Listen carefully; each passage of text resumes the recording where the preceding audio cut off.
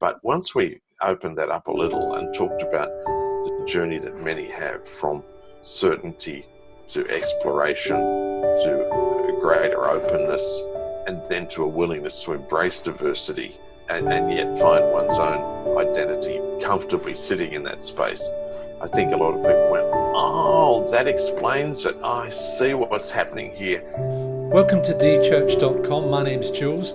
This is the second of a three-part presentation talking with Dr. John Capper about going beyond judgment. Welcome.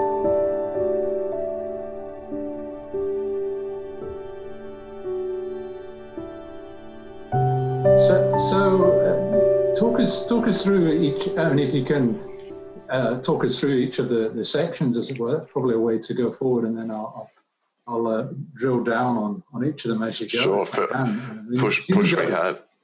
Yeah, look, I deliberately structured this, and think about it again in our lounge room or family room with a dozen people, sitting there. First group, a nervousness because no one's told them to bring a Bible, and so some have and some haven't. And so we've got this sense of, what is a church group that doesn't invite you to bring a Bible, a notebook and a pen kind of thing? And my comment these days is, I'm sorry, I carry my Bible with me all the time because I always have my phone. I have multiple versions. I have the New Testament in Greek if I want it, in multiple translations. I'm not going to contribute to buy Bibles for the pews. The Bible is ubiquitous and yet invisible.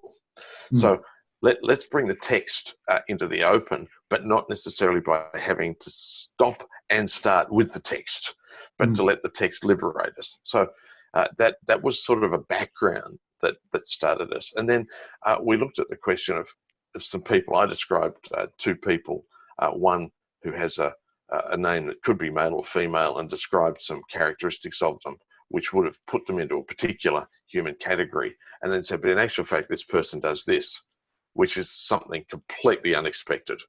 And similarly, with another person, we asked a little bit about disability and what that means for how we see each other. And then we sort of started looking a little bit at ourselves in terms of, if you like, ableist and disablest terms, to ask, what do other people make of us?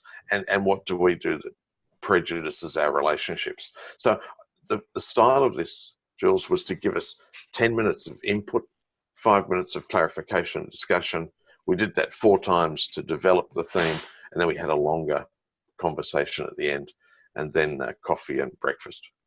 So from that first I joked session, about breakfast, by the way, because we didn't have to stay over. We got the thing finished. We're good Anglicans. Back to you.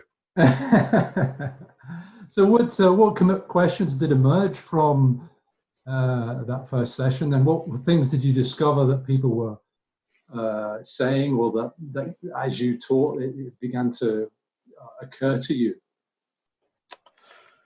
When we talked about the experiences of others who've been judged, I think immediately we had 2 or 3 sorts of stories started to emerge. Now, note, the format didn't nurture the significant extended sharing of stories, but clearly what came to the surface were experiences where everybody in the room was nodding their head saying, sure, we've felt like that when we've been pigeonholed, disregarded, we've been highly qualified person but who's happening to volunteer in this place and treated like dirt, this sort of stuff. And clearly a fair bit about families, and a number of folk in the room had gay children, nephews, nieces, cousins, aunts, whatever, who they were able to recognise how they'd been treated. We didn't get a long way down the track of how we treated each other, but we clearly entered into that space of what it means to be judged for who we are or who we're perceived to be, and on that basis not taken seriously. So there's a sense in which you're first empathizing, self-identifying with the experience of being judged. Yeah, and I don't think that had been my direct intention. It was simply to open up that as conversation, but I think it became a little bit confronting even at that early point, perhaps more than I'd expected it might be. Yeah. And we talked about the complexity that comes with that, and then we did move on to talking about how particular conflicts of the past get played out in matters of serious human judgment, one person of another. So I used the fairly complex case of John Calvin and Michael Servetus and their theological disagreement. And some would argue that it was Calvin who led to the death of Michael Servetus, his sort of judicial murder, if you like. I don't think that's a fair description, but it was a hostile relationship over a matter of faith. And yet, there was certain respect of each other's person. So it's interesting then that sometimes history imports judgment at a human level to make it easier to deal with outcomes that were probably not to do with interpersonal conflict, but that were about other areas of power, powers and principalities, if you like, the other things that swirl around. Yes. So we sort of tried to open it up a bit to how these areas become complicated. I don't know if that's helpful. Then we compared that, by the way, to Charles Wesley, who was invited to reprove Hal Harris, the predestinationist Welsh preacher, his contemporary. He said that he'd say nothing about Hal Harris because the danger was he'd say so many good things that the audience would become bored. Which is rather lovely, isn't it? Perhaps facetious, and the disagreement would be well known. But the point is, he was not going to go out to condemn a brother or another human being. He was going to stick with the things that mattered. I'm very much reminded of when I did some anthropology with Wycliffe Bible translators, and one of the first things I remember being taught was when you go to a different culture, it's not wrong, it's just different. Just different. And so you, as you would say, perhaps suspend judgment. You try and find a healthy space of learning in your mind, in your emotions, and in your response to situations. And in certain cultures which are thousands of years older than Western culture is, they've managed it for quite well. Thank you very much. They don't stand in judgment over it. Exactly right. I used to occasionally be at the Wycliffe site, Jules, for the preparation of short-term missionaries, and would be asked to preach. We'd always preach on Jesus in Luke, sending out the 70 or the 72. And I couldn't help myself but point out that twice Jesus says, eat what's put in front of you. Jesus is like your mother, and why? Why? Because actually that is accommodating yourself to somebody else's world.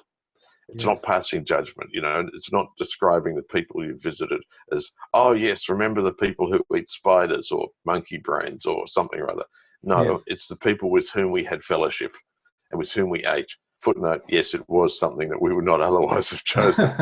But it's quite a fascinating thing. And I think food and judgment are quite interesting metaphors in that space. Oh, food's very significant cross-culturally, isn't it? Absolutely. And it affects the way we smell. It affects the way we engage each other. Yes. And in these times when we're at home and we can only smell ourselves, that's another whole story. But we actually lose something about that diversity. We're not isolated by casting judgment on others, but some people do isolate themselves because they're unprepared to be contaminated by the smells, the tastes, the differentness, the different sounds of voices. It seems to me a tremendous tragedy. A distant relative of mine came back from Italy and said that she'd enjoyed it, but the place was full of foreigners. Yes. By which she meant Italians. Yes. Which meant she probably had not quite appreciated Italy. Yes. That's the worst of human judgment. Yeah, and it was always the cliche growing up in the UK that, particularly in the 70s and 80s, if you went on a holiday to Spain, you had to find your way to a British pub or a British eatery rather than eat the local cuisine. That's right. Because there's some sort of, there's an odd sense of contamination or, having to cross a boundary that might damage you or something. I don't know quite what it is, but we are herd animals, and we need our belonging. And I think one of the challenges in church communities is this sense of recognizing our odd distinctives, which I would always hope would be shaped around our calling and our mission locally, rather than being Anglican because we're not Baptist or we're not Catholic. Well, no, that's not the point. We're Anglican because, in my case, that's where I've landed. And that's the space I work out of. It's not working against others, often working with them. But it's working out of the call of Christ on our community to be who we are. And I think part of the discernment element of judgment, recognizing the diversity of others, is also recognizing their talents, their gifts. They do things differently to we do. The local Salvation Army is much more strongly connected into the court system. Why would we Anglicans try and do that? Let us continue with care for the homeless or whatever the different dimensions of our mission might be, you know. So as you continued on in this course, did you find yourself bumping against a kind of fundamentalist mindset, or folks who've been hurt by a fundamentalist mindset that says that people over there are other, they're not in because they've not said a certain prayer of salvation or seen things our way or joined our community? Or was there any of that in your mind or going on as you continued on? Yeah, there was certainly quite a bit of that. Oddly, the fundamentalism came not only from the church but from outside. One of my friends, and again Chatham House rule, but no names, Sure. had been seriously hurt and challenged by a friend who wanted to continue to say that Christianity was nonsense because it didn't stack up to the scientific paradigm. So that was the judgment of another being imposed on him, which he found incredibly painful because he sits in that space of high regard for science, but didn't want to answer in that regard. And so the fundamentalism, as it were, that came from someone holding tightly to a poor understanding, I would say, of the scientific worldview was very painful to him. And of course, there were some in the church who'd found that even asking questions was enough to find themselves marginalized from certain positions and certain relationships. It was not acceptable because questioning equaled doubt, doubt equaled lack of faith equaled you're not welcome here. At least that was the feeling. Yes.